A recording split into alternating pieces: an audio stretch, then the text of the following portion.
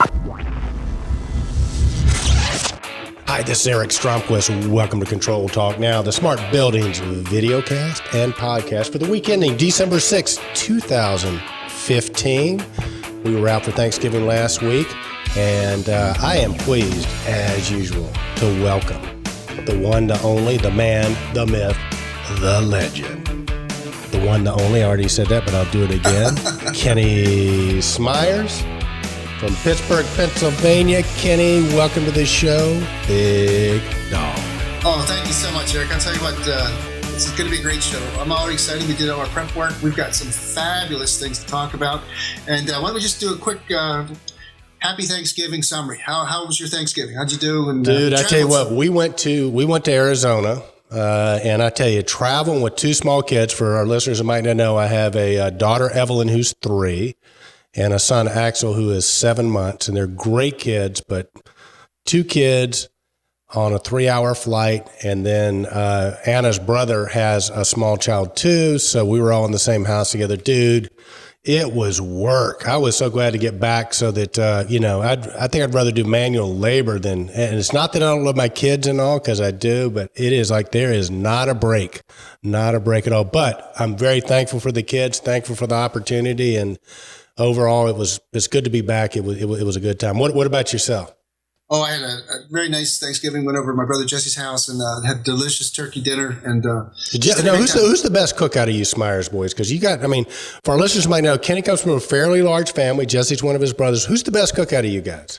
Oh, I got to go with my wife Rita. Are you kidding me? No. Out of you guys, I know your wife Rita definitely is the best cook. I'm a cook. I think I'm not a great cook, but I enjoy cooking. So I'm just answering that on impulse. Me, of course. Of course.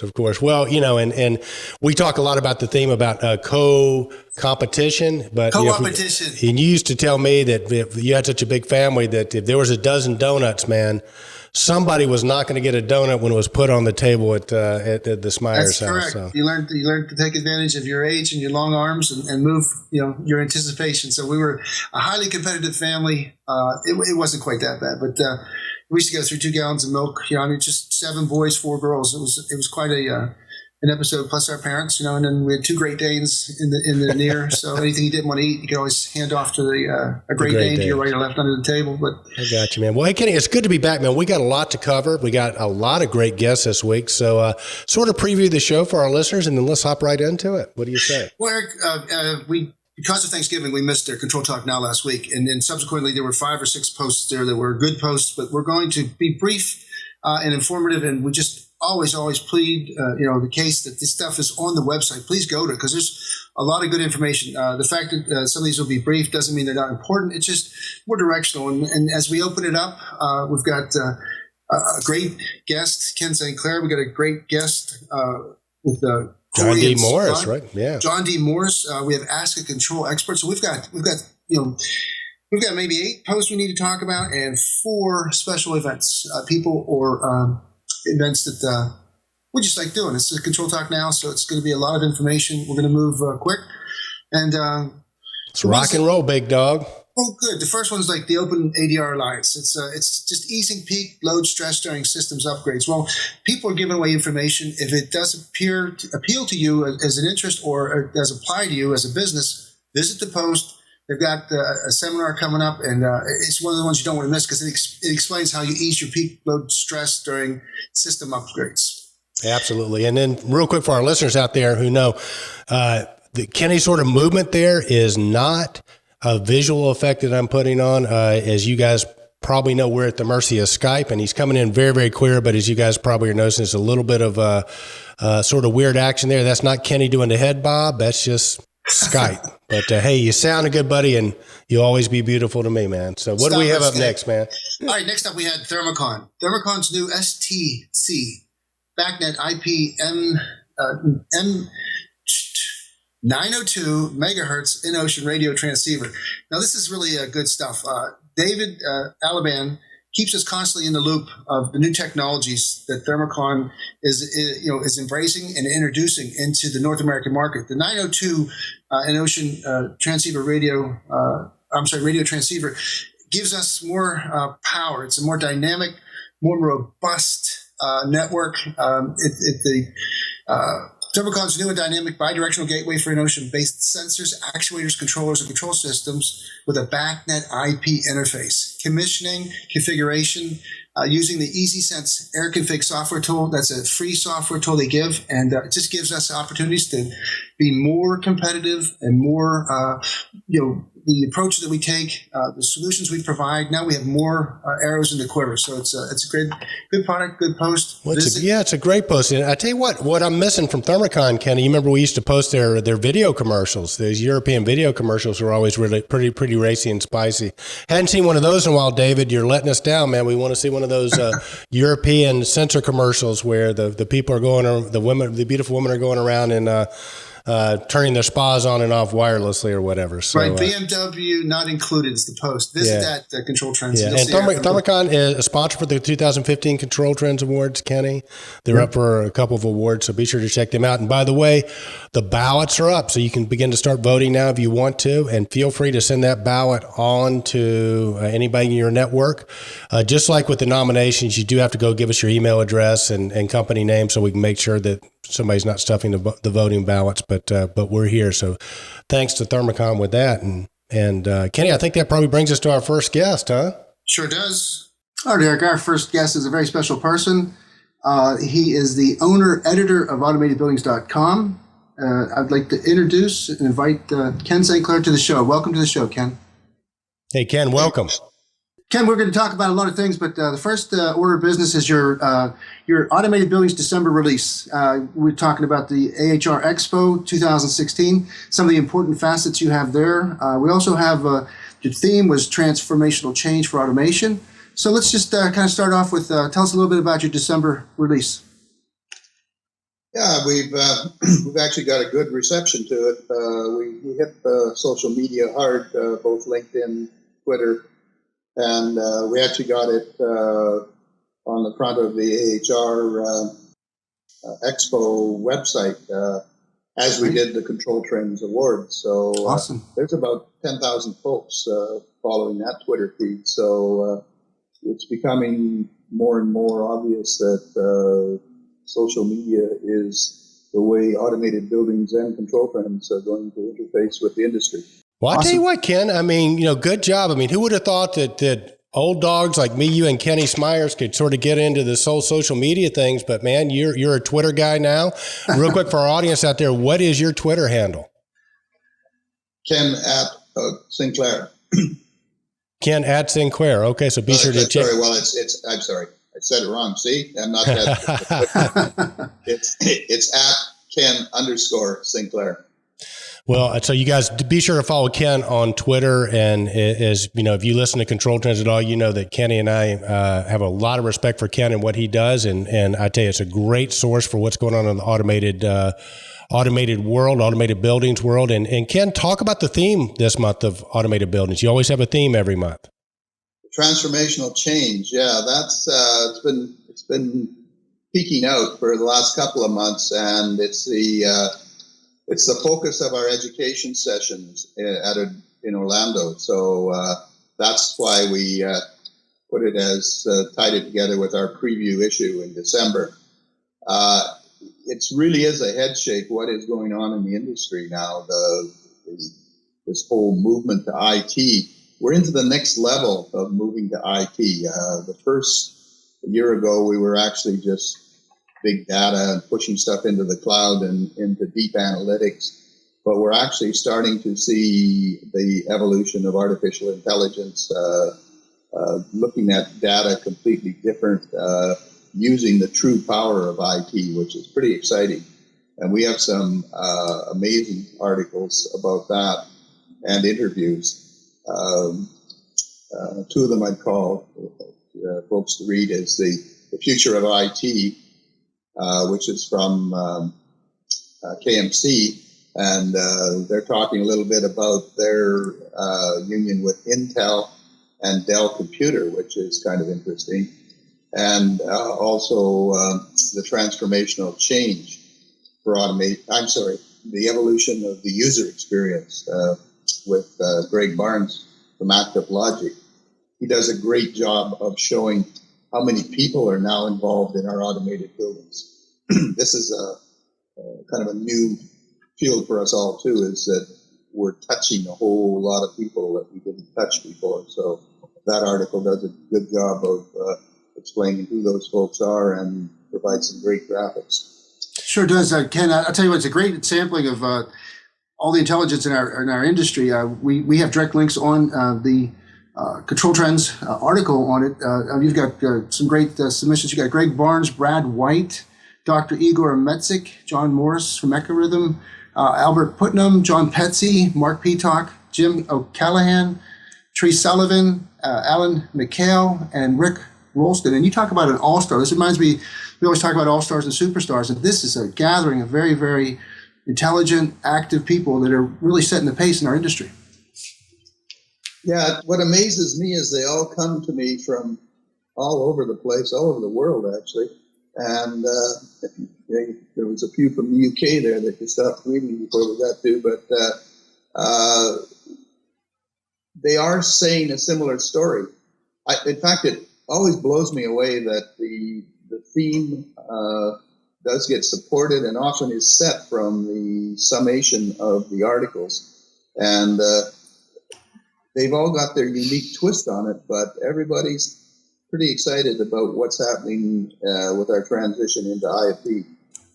Ken, are there any major players that you see that have sort of are embracing the artificial intelligence aspect of it, that are some existing players, or are they coming outside of our industry into our industry? I think it's going to come from outside of our industry into our industry because a lot of folks are, one of the articles refers it to, the self-driving car, auto helm for aircraft. I mean, we've been landing 747s for 20 years automatically. So there's an awful lot of intelligence and folks that actually know how to do that. So I think it's going to be a collaboration of our industry and those type of the folks that have that kind of information. But it's going to be a new uncharted territory for us all. So it's going to be exciting to see how that all plays out. Ecorithm article, Turning Big Data into Building Intelligence, turned out to be very well received. And it's interesting how there's two things that caught my interest in that article. The idea of a building whisperer. I didn't realize that when I was a consultant in the industry that I was truly a building whisperer. And actually my greatest asset was not particularly what I knew, but my ability to go into a building and throw away all of the symptoms that people said were the problem and actually find the problem because I had some insight from some of the other buildings I'd kicked around in. So it is an important concept that kind of intelligence was being brought to the artificial intelligence field. And then they showed how by turning this into almost barcode patterns, we can maybe do a better job of quickly analyzing faults within our building. Interesting article. Very interesting. I think we've got an interview scheduled with him later in the week, so we'll hopefully get him on the show. But Ken, you also were out at CoreTech, and you covered that in the article too. And to be very interested, your take on CoreTech. And I know one of the points that you brought up in this week's issue is it's almost like the owners now have so many choices, right? I mean, there's so many different solutions. I think you said there were 50, or somebody in the article said there were 50 sort of valid, proven, I guess, vendors that are playing in this field right now, and over 750 different solutions. But speak a bit, if you would, about that and how an owner gets through that to make the best decision, and also what else you saw at CoreTech. Yeah, well, the CoreTech event was a great event, actually. I was pleased to go down. The Silicon Valley is always interesting because it's a bit of future watch and seeing what folks are doing.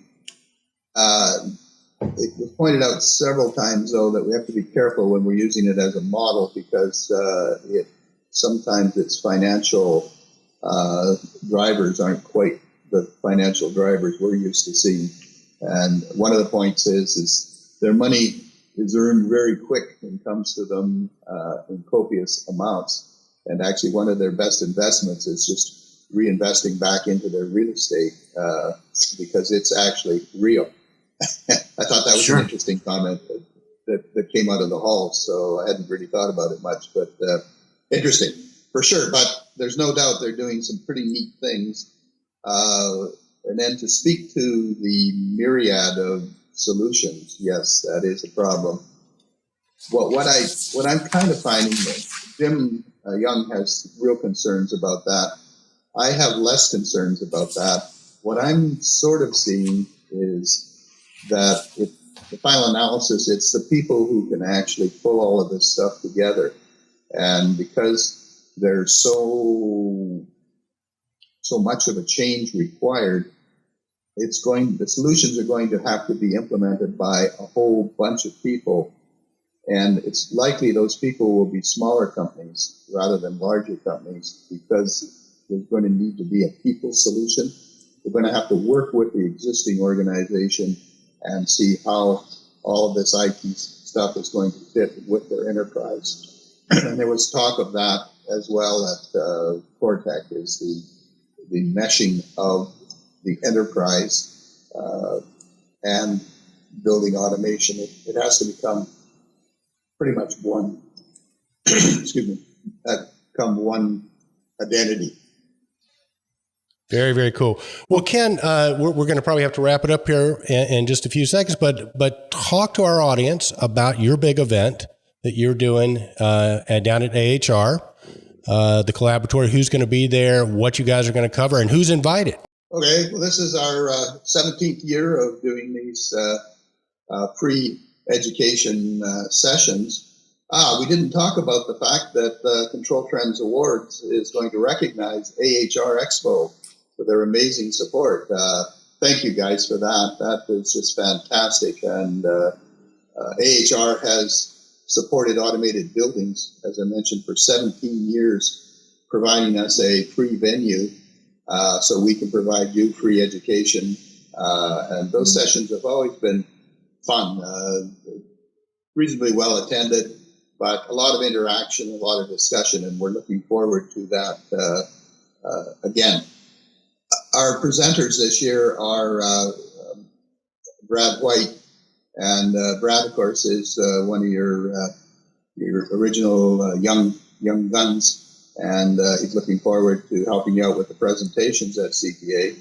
And Brad's quick comment is, so if it's not the devices themselves, what is it about IoT that is transformational? Pauses and says, buildings that teach themselves. So that's an interesting concept. Yes. Jim Sinopoli says, eventually we will have almost self-managed buildings where the systems can optimize themselves, self-heal, and not only identify faults or failures, but compensate and reconfigure the system to minimize the impact of the systems. So that's my speakers. So I really can't wait to hear what they are going to say. And in addition to that, we have Paul Oswald, who has just been made part of the global CRVE organization. And he's again talking about we've got to get the people into our industry to make this all happen. So looking forward to that. Got Andy McMillan committed to speak to that. We've got Mark Petok. We've got John Petsy, and Jim from Enocean, and Paul Oswald are our thought leaders for this year. So again, a real line of superstars. We're looking forward to ControlTrends filming that again, because that's been a good capture of the resource. So I'm looking forward, because that's going to go a lot of directions. The theme of that, of course, is the transformational change as well. So lots happening in Orlando. If you're there, come on out and join us.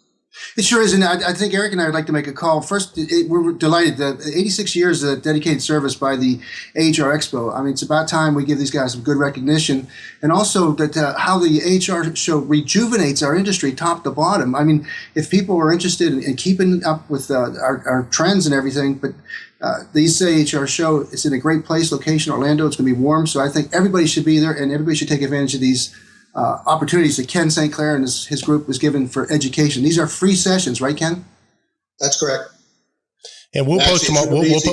We'll post the times and dates on Control Trends, and of course, you can get them on automatedbuildings.com. I'm sure, Ken, as well as the AHR program. And of course, if you're following Ken Sinclair, that's at Ken Sinclair on Twitter. Ken will be tweeting those things too. So definitely check him out and follow Ken Sinclair. Great. Awesome. Hi. Hey, Ken, thanks so much for the update this week. Again, check out automatedbuildings.com. The December issue is out and about. Ken, we will see you hopefully the 1st of January to talk about the January issue. And of course, if you're going to Orlando, you can come see the superstars at the Control Trends Awards, and definitely want to check out Ken's events. Ken, thanks so much for taking a few minutes to talk with us today. Thanks. That's good stuff as always from Ken Sinclair, huh, Kenny? Sure is. What we have up next, big dog? All right, next we have an important product post. Actually, it's kind of a couple from Neptronic. These guys are HVAC products and solutions, have been providing products and solutions since 1976. Just briefly, Neptronic is a private corporation that designs, manufactures, and distributes HVAC products and solutions. They have introduced a really, really cool multi-app TUCB 24 wall mount universal controllers. And, Luis Malgares, one of the hardest working sales managers in the business, told us that they had something very special that they wanted to release. And of course, it's going to be featured at the AHR show in Orlando. But this thing, you talk about cool looking thermostat, cool looking zone controllers. Again, this is one of those ones where you don't really say thermostat or we kind of mix and match that. But this is a wall mounted controller with built-in temperature sensor and scheduler. This unit is designed for simple and accurate control of a heat pump, heating and cooling equipment, and it's field configurable. So it's just a versatile implementation of all the major control sequences, and it's friendly, and it's got some huge outputs. It's got two inputs. It has input output. It's amazing. It has two binary inputs, so your DOs. It has two AIs, analog inputs. 6 configurable binary outputs, so 6 DOs, and then 2 configurable analog 0 to 10 outputs. So, I mean, this thing is multi application worthy. It can handle a great deal of those standard zone applications, and of course, it is BACnet. So I mean, communications. These guys got it down. Automatic baud rate detection for BACnet MSTP. You can select a MAC address. Anything you'd expect out of this kind of a controller. These guys have looked into it and provided it. It's cool stuff. Really like those guys up there a lot. Be sure to go to ControlTrends.org. You can check it out. There'll be a spec sheet on there. You can get more information. Hopefully get Luis on to maybe show us a little bit more about that particular device. All right, Kenny Smyers, what do we have up next, big dog? All right. Next up, we have something that's very near and dear to our hearts. And this is tying into the Control Trends Awards down here in Atlanta, January 24th, 6:30 to 9:30. In Orlando. Orlando at the Hard Rock Live, which is not just a restaurant. That is the pavilion where people like John Bon Jovi play and Tom Petty. And as a matter of fact, we got a great deal because they said if we can get the man, the myth, the legend to be on our stage, this will be so good for us. Okay. I think Eric, what happens is Eric, you do such a good job down there. They're going to want you to stay on as part of their staff and be their default MC. Well, no, but this is really important. We're very, concerned about sustaining our industry. We're very concerned about why our industry is not sexy enough, and we'll be talking about that later on with an interview. How we can draw more talent to our industry to ensure that a very important industry is serviced properly. We need more intelligent men and women starting out in our career early, become mechanical minded, become technicians, and evolve in the career field, because there's so many directions to go. We've got all the sexy IoT stuff now. We've got all the graphics. We've got data visualization, artificial intelligence. I mean, we're moving a group as an industry. We need more young guns. So we are calling out for young gun submissions. We have 4 really solid contenders. But again, a young gun is a professional under the age of 30, early in their career, that's already made an important contribution or significant impact within their organization that will serve as a career role model. So as an industry, we need this. Please help us recognize the people early on in their career so that they can be the role models that draw more young talent to our industry. Very well said, Kenny. Very well said. It's going to be really exciting this year, and we'll have our second class of young guns. We had the first class last year, and actually we had a video that you can see the inaugural class of young guns, and we'll have another video for the second class. All right, Kenny, it's time for our next segment, which is... It's time for Ask a Controls Expert. Ken and Eric reach out to the global Control Trends community to get your controls questions answered. Now, here's your controls question of the week. All right, Kenny, tell us about our controls question of the week. All right, Eric, here it is. Hello, Ken. This is Jim from Pittsburgh, and I was wondering, could you explain to me where we would use a pressure-independent control valve versus just a straight-up ball valve? I have an application, and I was trying to find an answer. Thanks. Talk to you later. Bye. All right, Jim, we reached out to our worldwide Control Trends community, and we've come up with Josh Felpern from Siemens to answer your question. Josh, what can you tell us about why you should use a PIC valve? So the question is, why choose a pressure-independent control valve over a standard control valve? And that's a great question. We get that asked of us all the time. And pressure-independent control valve technology is not new. It was developed over 20 years ago by Flow Control Industries out of Seattle, Washington. Right when VFDs started to come into existence, they wanted to create a way to make the valve independent of the system's pressure. And pressure-independent control valve is a great selection here.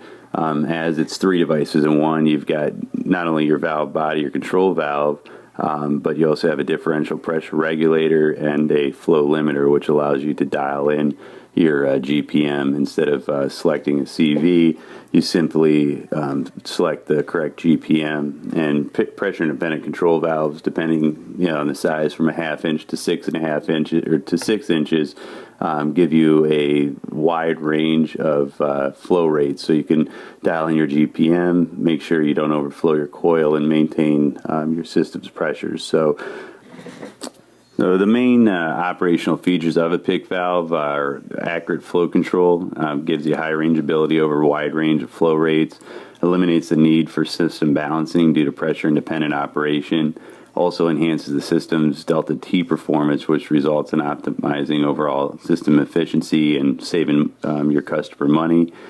So the short answer, as far as installing a pressure-independent control valve over a pressure-dependent two-way control valve like a glow valve or ball valve, which is typically used in a variable flow system, it's the best of both worlds. So you're getting PIC valves going to integrate that differential pressure regulator, which is going to eliminate any differential pressure variation across the control valve. And lastly, it's going to offer you a much better delta T performance, which is going to reduce the flow to serve system load. So hope that was the answer you were looking for, and really appreciate you having me on the show. Thank you. Hey, Josh, thanks so much, man. We appreciate it. Jim, thank you for the question. If you have a question to ask a controls expert, you can either go to controltrends@gmail.com. So there you go, Kenny, another segment of Ask a Controls Expert. Awesome. All right, so special thanks to Josh Felpern for that. You can see Josh and the rest of the team Siemens at the 2015 Control Trends Awards, and a special thanks to Siemens, who are platinum sponsors. Without people like Siemens being platinum sponsors, Kenny and I cannot hire the models that will be at the 2015 Control Trends Awards. Eric Stromquist. What we have up next, big dog? Yeah, Warren. CY FinStack has systems integrators talking. Now, this has two important aspects to it. Number one, what's really cool is the streaming. And you got to tell us how you get in this technology and how I see this making a big impact. I think that Stromquist Control Trends TV is awesome, and I see big things in the future. But how are you getting that together? So you can take anybody can bring them into town, put them in your room, your studio, do a real live training session and then connect the rest of the world. Tell us a little bit about that. Yeah, well, anybody can do it if you want to spend about 40 grand in equipment and about 100 hours of making a bunch of mistakes. But yeah, we've got it set up, and especially with help from guys like Mike Bonner and Rob Allen at Stromquist and Company. But essentially, we've got sort of a state-of-the-art training facility, and what Scott Mensch did, you can actually get an idea for the quality of this. He basically came in. We had systems integrators that were local in our training room. We had several systems integrators that were remote that had a room full of their technicians or their engineers. And actually, we blasted it all over the world, so anybody could have tuned in on that, and lots of people did. So, and then we're able to archive it. So what you'll actually see on ControlTrends Now is the archive. So the advantage of watching it live is we monitor a chat room. So if you have a question, you can ask a question. We can ask the instructor. You can't really do that with the archive, but you can still see it. So we have the archive version up on ControlTrends Now, but we see that as being more and more. And as a matter of fact, Kenny, I think that if you wanted to not miss a live event, a couple of things, we'll probably put up a link on ControlTrends. We don't have it yet, where you can give us your email address and we can email you when we're going to have these live streams, or you can follow me at Eric Stromquist or Ken at Ken Smyers on Twitter, and we'll tweet those things out so you can take advantage of it. But it's real simple from your end. Basically, you've got an internet connection. You just go to ControlTrends, you click on the box, you're in, you're watching the live training. But we're going to do more and more of that. We have more vendors that are interested in doing that. So they can instantaneously reach out and touch the globe, if you will. So I know a lot of our friends in India follow these live streams as well as all over the world. So that's sort of how that works. Alrighty, and what about that fin training itself? So I know that Scott is one of those passionate guys. I know he's, from the experience we had over there at EasyIO, the global conference in Paris, I got a chance to watch Scott up close and personal, how he's really into the fin stack and the easy stack, and he really believes in the tagging, and he's done a lot of his own work, but fin stack is really FinStat 3.0 is the next generation software suite, including an entirely new application server called the FinStat. Your guys were there. Tell us a little bit about why are they so excited? Well, I think they're excited, Kenny, because and Scott came up with the term in Paris. I was trying to remember it as you were talking about it, like magic easy or something like that. It was a term that sort of describes it, and it almost is like magic. I mean, if you're an integrator, your big cost in providing this is a lot of times the time it takes to link things up, the time it takes to do the points. So they build all kinds of subroutines in there. So I think one of the things that people are really excited about is you can get beautiful graphics, beautiful connections, and the cost to do it, the time to do it, the labor to do it as an integrator is reduced substantially. So I would encourage our community, go check that out. It's a lunch and learn. It's about an hour and a half. You can really get a feel for FinStack and what that's all about, and why systems integrators are excited about it. A very special guest on the phone. Tell us who we got on the phone right now, Kenny. A special guest and a very interesting fellow. We have John D. Morris, Vice President of Marketing and Sales for Ecorithm, proud recipient of the Frost & Sullivan Visionary Innovation Leadership Award. Welcome to the show, John. Hey, John, thanks for taking a few minutes to speak with us. Hey, good morning, gentlemen. Well, listen, John, give our listeners and viewers a little background on what you guys do and how you got started, and then tell us about your partner. And, we're setting this up. We're going to have a full-blown interview here in the next week or so. But tell us what you do and a little bit about your background. Sure. So the co-author of the article on automated buildings is Dr. Igor Mezek, who is a professor of mechanical engineering at UC Santa Barbara, and he is the progenitor of everything that we do here at Ecorithm. Obviously, it's been commercialized very heavily over the last 4 years as we became a company in 2011. But Igor is a gentleman that is one of the world's preeminent experts in mechanical engineering, fluid mechanics, and all things like that. The original technology that Ecorithm relies on is a set of algorithms that originally designed to optimize jet engines. And A jet engine, if you think about it, is a few meters long by a couple meters wide. You take that, stand it on a 10, make it a block wide by a block long and 70 stories high, and you basically have a commercial building if you're relying on pure physics to make the world go round. So John, that's really cool. So you had a very interesting background. You kind of got started in lawn and echelon, if I'm not mistaken. That is correct. I spent the first half of my career in the electrical contracting business, and when we did the Chiat Day virtual office, Echelon plucked me out of an electrical contractor in Los Angeles and brought me up to the Bay Area for my first dip into the technology arena. They were looking for somebody that knew how to put together a building, but also had the technical chops, and so that's how I wound up in doing tech startups now for 22 years. Wow! So that was the beginning of what was going to be the second half of my career. Really, really cool. Well, what attracts you about the new company you're with now? Tell us about how that technology maybe differs from anything you've been involved with before. It's very different. I was relying on the embedded side for the most part. I did Zigbee, I did LawnWorks, I did a bunch of other startups. This one is very special. So in technology, we rely, you say that humans can engineer anything.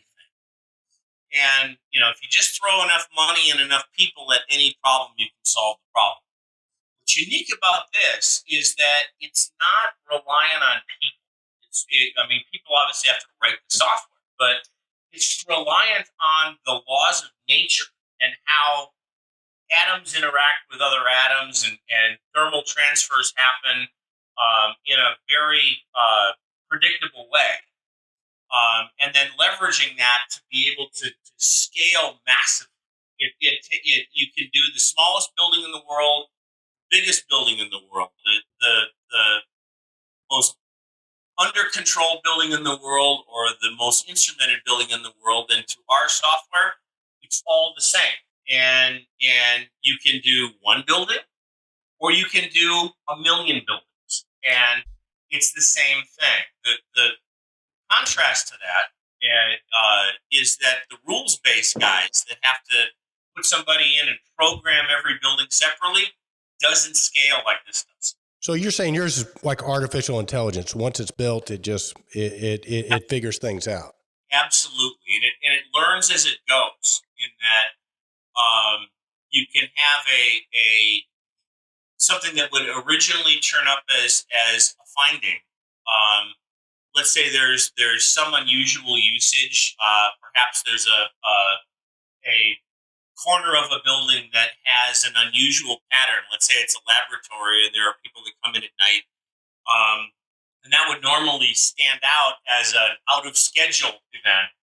Our system will learn that, wait a minute, that suite in that building operates at night, unlike everything else around it, and will adjust accordingly. So it becomes a self-learning kind of situation where those faults will go away over time because it seemed to be normal behavior. Hey, John, well, so that's your, I just wanted to give the listeners a little background again about the major scientific contribution in this field has been the development of an operator-theoretic method for the analysis of complex dynamical systems that led to a massive number of applications in big data dynamics, a term that Dr. Mezek coined. But tell us real quick about the building whisperer. I think that's where you were leading to. Sure. So the difference is, with a building whisperer, they learn. Humans are very good about learning about what's going on around us. So if you're living in a building for 10, 20, 25 years, you'll learn the idiosyncrasies of the building just like you'll learn the behavior of your kid. And so they can have a problem pop up and go, oh, well, that's probably this particular air handler behaving in this particular way because it's on the outside of the building and it has extra things associated with it that are not normal to the rest of the air handlers in the building. And so they can sort the wheat from the chaff in terms of what's really wrong versus what's just kind of normal function for that mechanical system. Awesome. You take that guy and you take him outside that building. He doesn't know anything. And so you start the learning curve over again. in another building. Which, if you're a REIT, that's typical behavior, right? I mean, they buy and sell buildings like we trade baseball cards when we were kids. Well, I think you're right, John. And I think the thing is, from what we read about artificial intelligence, it's the next big wave, because tasks that require observation and logical deductions, humans can get distracted, right? Or they can get certain biases, which you're not going to get with artificial intelligence. So that's what you're really talking about, is introducing that component in. So it's got to be more efficient at a certain level, but then there's certain things that probably, getting back to Kenny's point, a guy like Ken Sinclair might pick up on something that the algorithm hasn't learned yet. So it seems like to be are you guys able to capture, like, let's say, the knowledge that a Ken Sinclair has and include that in your artificial intelligence package? Yeah, I mean, the thing that we do in the software side of things is we encounter different types of equipment and different kinds of configurations that the laws of physics are always the same. But, for example, we were in a facility not too long ago where we hadn't encountered heat pumps that were living above the ceiling, and they were all over the building. That was the primary mechanical system. And these things were being exercised at a very, very high rate, meaning that they were short cycling, and they were having issues where the heat pumps would literally burn themselves up, make a lot of smoke, shut down a major corporate call center, and everybody heads out to the parking lot. And our system was able to discern what the issues were that were causing the problem with the heat pumps, and solve the issue. Awesome. Because we're looking for frequency behaviors in a particular device, and it could be a damper that is oscillating at a higher rate of speed than would be normally expected in a building that has a base frequency that is a lot slower. That kind of issue is what pops up in our solution, and we have the ability to discern which device is actually causing the oscillation. You might have a VAV box doing it, and then look at the air handler, and that's doing it, and finding your way back to, let's say, a chiller that has an oscillating temperature of the chilled water, and that's throwing everything else in the building off. Right. Well, John, shifting gears real quick, tell our listeners a little bit about what we can expect when you get your partner on for another interview. We're getting that set up. Talk to us about Igor and what we can expect on the next interview. Right. So Igor is a very special guy. He is a world recognized expert in fluid mechanics and physics as it applies to mechanical systems.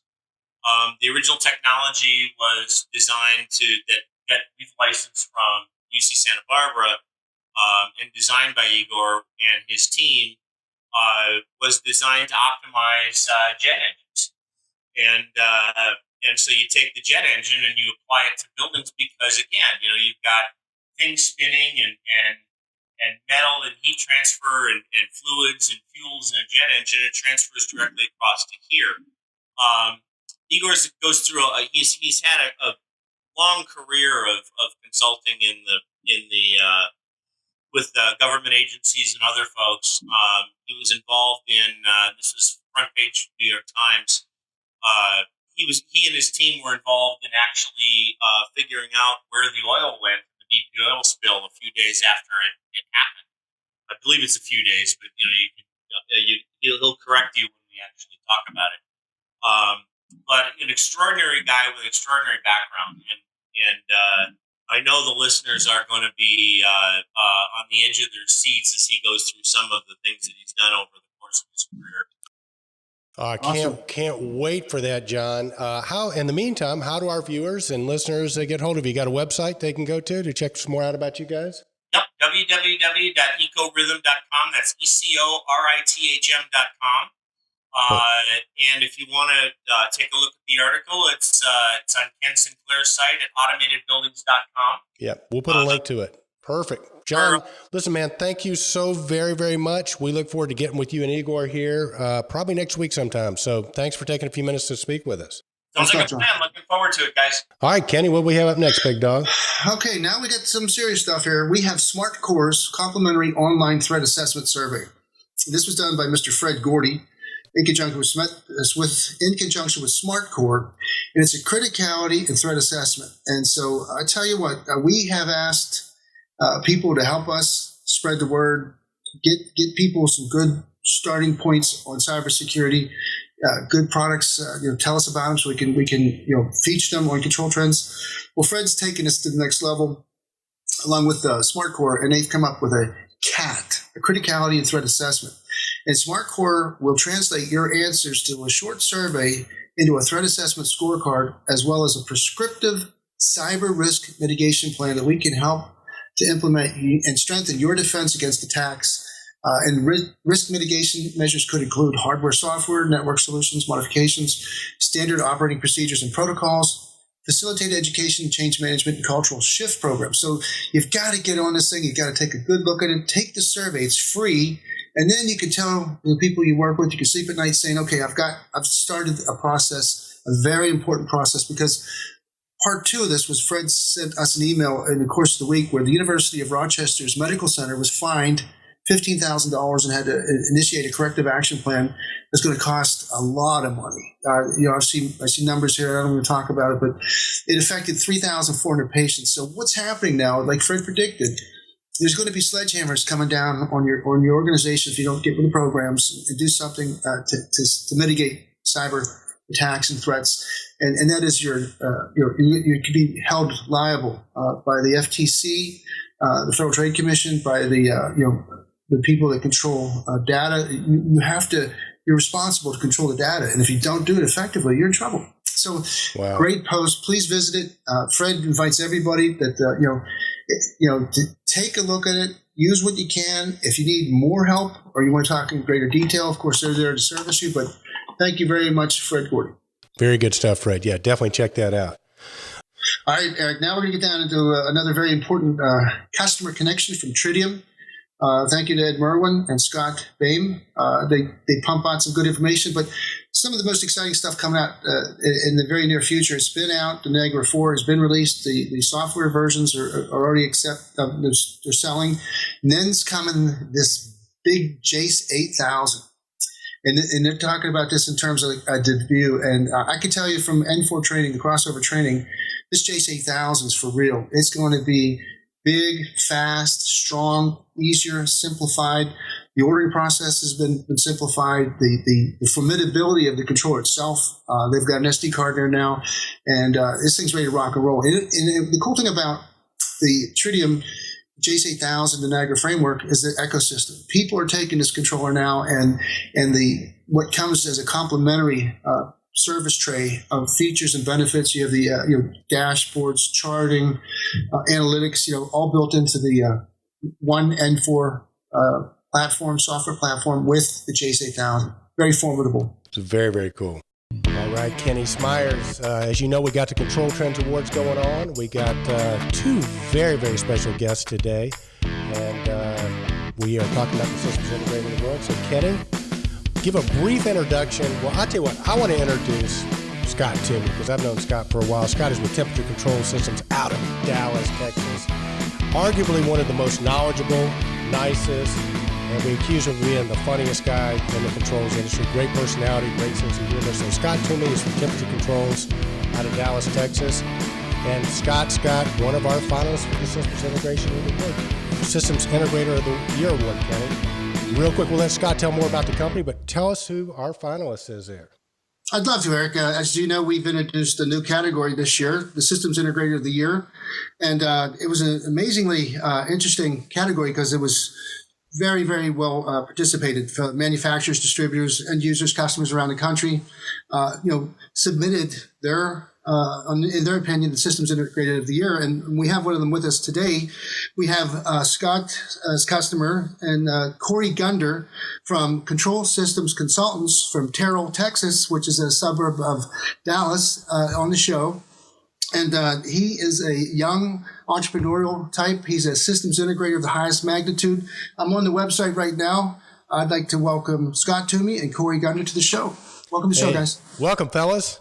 Thank you. Thanks for having us. Glad to be here. Well, it's great to have you guys here as well. And so, Scott, real quick, let's start with you. Tell us a little about temperature controls out of Dallas, and then we're going to roll over. We're going to put up the big spotlight right there on Cory once we get done talking about you guys and what you do out in Dallas. All right. Temperature Control Systems is a family-owned business that we're happy to say just finished at all of our locations, celebrating our 40th anniversary. Congratulations. Congratulations, yeah. Thank you. Yes, it's quite a feat. We look forward to the next 40 and then 40 after that. But for now, we are a multi-level distribution firm handling Johnson Controls, Honeywell, Tridium, KMC, EZIO, as well as your typical pneumatic and MRO stuff. Belimo, we're a Belimo Platinum distributor. We cover 4 states. Texas, Oklahoma, Arkansas, Louisiana. Now, with the territory restrictions we have with some of those products, we have parts of some of those states, but we focus on Vicon for the 4. And Cory Gunder, who's here with me today, is not only one of my really good friends, but one of our wonderful customers we have here at Temperature Control Systems. And he does a bang-up job of supporting us and letting us support him and promoting products, just being true to form a partnership between contractor and distributor. Very cool. Awesome. Cory, welcome to the show. Thank you. So, hey, just I guess sort of right out of the bat, I could ask, what it's like to work with Timmy, but we'll get to that later. But I know, that's a long answer. A long answer, but hey, it's never a dull moment, is it? Not one. Tell us about how you got started in the business.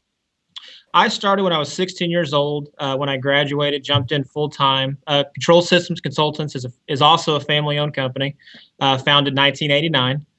So I kind of grew up in it. I've been here full time again since I was 16. Started pulling wire in the field with all the other installing contractors.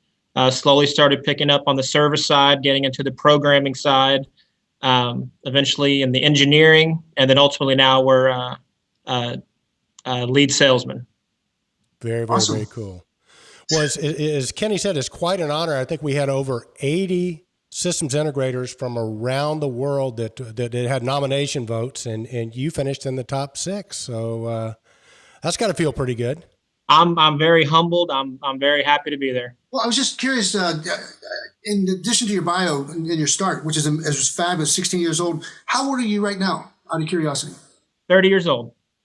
30 years old. What, so, Kenny, that sounded like young gun material to me. That's what I'm saying, Eric. And Cory, I want to let you know right off the bat that when we have these opportunities, we are looking for the industry's role models. We're looking for young guns, people that had started out early and now are very prominent and can demonstrate, what a great career field we're in. Even though it's kind of hard to describe, it's ubiquitous and everybody probably doesn't understand exactly what we do for a living. Do again, reverse engineer kind of your career. You got started at your 16, and then now you grew. I'm on your website right now, and I can tell you, people need to go visit www.csc.com because it is an amazing website, and I got a feeling you're responsible for that incredible growth. That you have all the usual suspects. You got the Niagara X framework, you got all the automation, JCI, Honeywell, Spiders, Strykers, go DLM with watt stopper lighting. You guys do it all. So you assimilate all this talent in a short period of time. What, 14 years? Yes. Again, whenever I first got started, I spent about 1.5 years in the field full time, doing nothing but stringing cables across ceilings, putting up conduit, terminating controllers, kind of just that firsthand field experience to get a firm possession of what it actually takes to put in a system. Since that time, I've had the opportunity to attend training classes. I was actually, I believe at the time, the youngest person to ever get a certification from Tridium back in 2003 in the old R2 days. Again, since then, we've made a huge push on developing our own graphical system, we've made a huge push on developing a framework within the Niagara AX framework that's clean, that's easy to use, that's intuitive, and that encompasses all areas of automation. Awesome. Very cool. So listen, I don't know whether Scott told you the story why me and him and Kenny got in the controls industry, but it was because, Scott was an all-state quarterback, Kenny was in a rock band, and, I was just a goofball, but we did all these things, but it wasn't until we got in the controls business that we realized that the really beautiful, smart, intelligent women are attracted to controls guys. So we got in it for those reasons, right, Scott? Amen, brother. Yeah, that's certainly what I found. Yeah. Yeah. So for any of our people out there who are thinking about joining our industry, that's one good reason, man, is, you get to go to a bar and a girl says, "What do you do?" You say, "Well, I'm the guy who can heat you up when you're cold and cool you down when you're overheated," right? That's right. Chicks dig a guy with a dongle. Yeah. That's good stuff, Scott. Well, but Cory, and one of the youngest guys to get trained on R2. I mean, you've obviously seen a lot of changes in the industry. Mm-hmm. For our listeners out there, I mean, from your guys' philosophical standpoint, what makes a great systems integrator, and what makes your company maybe different than some of the other integrators they're used to dealing with? I strongly believe in the absolute biggest propellant for us for our growth the last 3 or 4 years has been keying in on the idea of partnership, where we are a small independent control system integrator. So we do not have the resources of a full system branch, like a Johnson branch, like a Honeywell, like a Siemens, what have you. They have a large corporation behind them. We don't have that advantage. So what we do is we focus in on our relationships with our suppliers, with mechanicals that we do business with. We try to identify holes in the market that maybe, even though it's always our preference to do a full system implementation where we take care of the install, we take care of the programming, the graphics, and then the service agreement, that's not always a number one priority. We've had great success partnering with other mechanical companies that are service-based and essentially doing their implementation for them, creating a branded Niagara framework graphical system for them and turn it over to them so that they can take over service for their customers. We've had enormous advantage as well. We have a top-notch graphics and engineering department. We actually have 3 full-time guys that all they do is sit there and create 3D images all day long. And so we've been able to take that and also go towards other control companies that maybe are at the place where they don't have a full engineering division. And so we can kind of step in, help them develop on their engineering and their graphical side so that they can chase larger customers.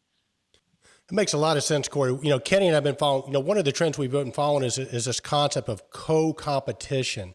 With maybe somebody you compete with yesterday, today you are, working together.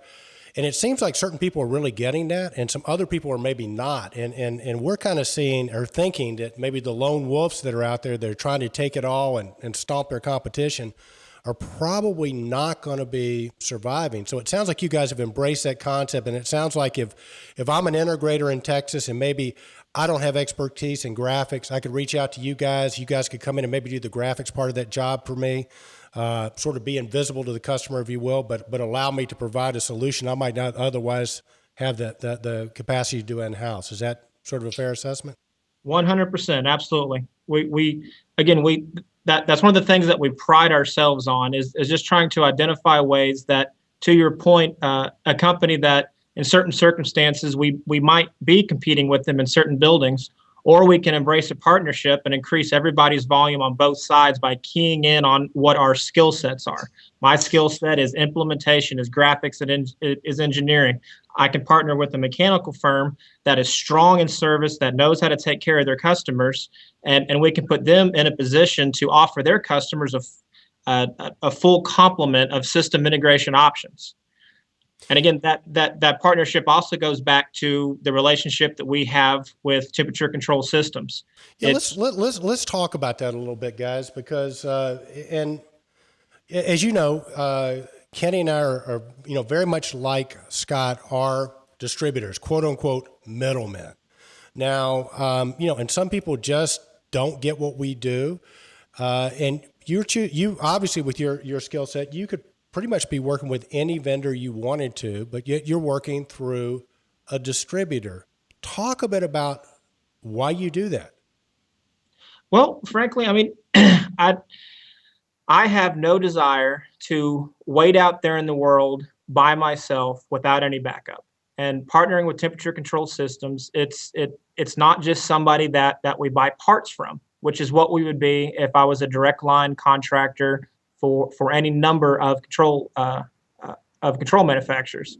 By having a strong partnership with our parts supplier, it puts us in a position where we can confidently move out there in the market, chase jobs that we may not be sure that we were capable of a year ago, but now we have that confidence and we have the full backing from our supplier because we know that we have their full support. Very, very well said. And Scott, from you've been around the industry a long time, like Kenny and I have. And Kenny, I'm going to let you ask the next question, I promise, but this is just good stuff. You've seen a lot of changes. I mean, you see manufacturers that go direct, and I mean, there are pros and cons to that. As a matter of fact, several of our finalists are, factory direct integrators. But when you look at the value that you try to create, I think Cory did a great job explaining it. But so what are some of the things you bring to somebody? So if you've got a customer out there who wants to get in the building automation business, or maybe he already is in the building automation business, and he's going, why would I want to come to Temperature Controls? And as Cory said, yeah, you got that partnership, you got the backup. Speak specifically about what a full service distributor like Temperature Control Systems out of Dallas does for integrators. Okay, so what we feel anyway is we have a phenomenal leads program that we provide our systems integrators. And what I mean by that is, if you're a systems integrator, let's say you have 2 outside salespeople on the road and they're covering the Dallas-Fort Worth area. Well, I've got 26 full-time salespeople that are constantly in front of an end user that's just looking to purchase a pneumatic thermostat or a replacement diaphragm or anything. And the conversation can roll any direction at once, and any one of my 26 folks takes a lead, brings it back in-house, and we farm it back out to our systems integrators. They all follow up on that lead, and at that point, may the best man or woman win. We're here to equally support all of our systems integrators, and they all know that when we bring them a job, we bring it to them as a whole. Cory knows if I ever give him a lead, I'm giving it to several other people as well. And at that point, we are here to, without any bias, support all of you. That's what we see our role as, more of a nurturing, helpful role than we do as a fulfillment center, if you will. Very well said, Scott. Very well said. Yeah, Cory, I got to tell you, one of our biggest costs is, cost of sales, and that's got to be a huge value. I know we do something very similar in Atlanta, Scott. We've got people out there trying to create the market and create demand. I know Kenny does as well. So that's something that has got to be a huge plus, I'm guessing. It is. It's an enormous value. And then also to touch on that just a little bit more, because by going through distribution, it also completely removes any territory restrictions on my part. Nice. So I'm completely free to go anywhere in the United States that I would like. To that point, we've had the opportunity to partner with a great guy up north called Tony Taramina Jr., and we actually have the opportunity to start a branch up in New York about 2 years ago. That's actually taken off quite a bit quicker than I was expecting. Awesome. Very cool. Well, on that line, co-opetition is great, and the new paradigm is that you come together and do virtual business, and everybody benefits because you increase the size of the market. But Cory, let me ask you, what has been your favorite project? I was on your website and I saw some of these very, very prominent buildings, but there's got to be one that's your favorite, where you cut your teeth on, or that you just, of all the jobs that you've done in projects, that's the biggest or largest or most important integration. Tell us about one of your favorite projects. It's hard to pick one specifically because there's been so many, but just to pull from recent history, First United Methodist Church in downtown Dallas. It's a very historic site. It's been there over 100 years, and they have. We just finished about 6 to 7 months ago a full-scale integration of an existing Stafus system, of an existing Reliable system, as well as adding controls to frankly decrepit two-pipe multi-zone system Awesome. Throughout their campus. Love to hear it. All right, so Cory, my next question for you is I notice you handle Johnson Controls, Honeywell, Vicon. Speak, if you will, a little bit. So now you get an opportunity to do a commercial. So you got owners and users from all around the world that tune into Control Trends that might not be using Johnson Controls. I want you to take a minute, put your Johnson hat on, tell them why Johnson's great, then put your Honeywell hat on, why Honeywell's great, and then put your Vicon hat on, tell them why Vicon's great. Okay, well, to start off, we've been focused on Johnson again since we've been founded in 1989. That's the line that we're most comfortable with. We've been able to roll with the punches as through their distribution line. They've changed courses a couple times. The path that they're on right now is the most excited I've been with their product in 5-6 years. It's a complete duplication of what the branch uses. It's called the Facility Explorer, and it's the PCG PCV line. And what we love about it is that the programming inherently is canned, but you have the complete ability to dive in and make whatever custom changes you would like to the canned programs. So it allows our technicians to quickly and easily create a reasonably complicated program from scratch, and then from that point to dial into the code itself and make what adjustments are needed. Okay, now let's move to the big red, Honeywell. Honeywell is also up for the System of the Year and several other awards. Talk a bit about Honeywell. What do you like about Honeywell as a systems integrator? Well, from top to bottom, it's probably the most cleanly integrated into the Niagara frameworks, the Niagara AX framework, meaning that just from the tool itself, you can dive in, you can do whatever custom programming you need to for any specific VAV, for any specific air handler, and it's all available from one single tool set. So it also keeps our technicians from jumping around to multiple programs that they can show up with their laptop or dial in remotely, and all functionality and anything that needs to be changed within the system is available from one single platform. And it's just fantastic to use. Well, that's great to hear. I know Honeywell's going to appreciate that endorsement. And then, of course, Vicon. Do we even need to talk about Vicon? They seem like they're right at the center of it all. Without Vicon, none of the wheels go around, do they? That is the core of everything that we are built on. It's what enables us to walk into any building. And basically our sales pitch is, because we're not proprietary, you hold the keys to this relationship. We have to prove ourselves anytime we want to begin any kind of implementation, any kind of integration, because Vicon is non-proprietary, and anybody that's willing to buy into the program has availability. And there are dozens and dozens and dozens of contractors in the DFW area alone that puts us in a position of making an easy case to any number of owners to say, look, we're not here to pull one over. If we don't perform, you have an ocean of opportunities out there that you can use instead of us. So it puts the pressure on us to perform and to do a good job. So Kenny, there you go, man. Guys, I can't tell you how much we appreciate you taking the time. Cory, good luck to you. To our listeners out there, please take a minute and vote. If you like what you see with Cory, he'd appreciate your vote. Hey, if you happen to be in Texas and you're looking for a distributor that can take care of you, definitely check out Temperature Control Systems and out of Dallas. Scott, I think it's temperaturecontrolsystems.com. Is that right? Yes, sir. Cool, you got that. And then Cory, you heard it. If you're an integrator, and I guess pretty much anywhere in the world, Cory, but check those guys out. If you need somebody to sort of fill in a little bit, help you on some of your projects, I think you've got a good choice with Cory. Nice looking guy. He can help you with that initial objective about getting into the controls industry, attracting attractive women. So if he's on one of your jobs, you're probably going to get a second look, if not from the chief engineer, at least from the secretaries in the office. So guys, thanks so much. Thank you. Kenny, that was really good stuff. So, hey, we got a couple more posts and we'll call it a wrap. What do we have up next, Big Dog? All right, next up we have Johnson Control releases a new thermostat, and they did their homework. This TEC3000 line of standalone and communicating field selectable BACnet or N2 thermostats are now available from a local distributor near you. This is a pretty thermostat. I mean, they did their homework. I love the how much work and time goes into just the way it looks. The feel, the aesthetic aspect of it on a wall.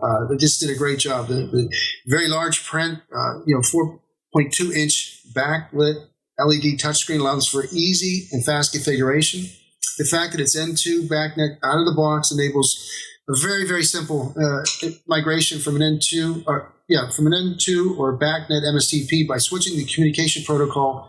And then every model has a USB port, faster configuration and uploading and downloading of all the thermostat settings. So Johnson Controls has made it very, very simple. And they also put some protection in there. You can choose to set a 4-digit password to prevent tampering. There's 74 models of thermostats now being reduced to 20 models.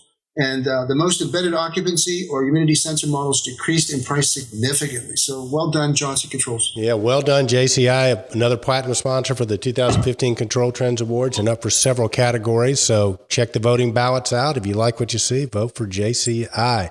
Kenny, what was our final post of the week, buddy? All righty. Honeywell LNS plugin for the Stryker VAV controllers. They're making a great product even better because they've taken, they're pleased to announce the availability of the Stryker VAV LNS plugin 2.3.0. So some new and existing VAS installations utilizing lawn-mark devices may use general-purpose tools that utilize an LNS plugin director, such as Echelon's LawnMaker integration tool.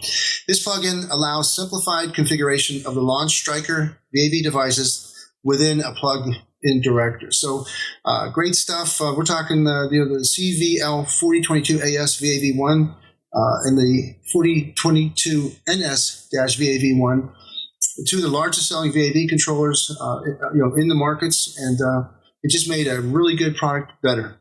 So very, very cool, Kenny. Well, there you go, man. Another week on ControlTalk Now, your smart buildings VideoCast and podcast. My name is Eric Stromquist. He is Ken Smyers, the man, the myth, the legend. A very special thanks to our guests this week, John D. Morris, Ken Sinclair, AutomatedBuildings.com, the one to only Scott Twomey from Temperature Controls Systems out of Dallas, Texas, and of course, Cory Gunder from CSC. So with that, Kenny, I will say have a great week, and remember, stay in control. Indeed, Eric. Indeed, Kenny Smyers. Cool.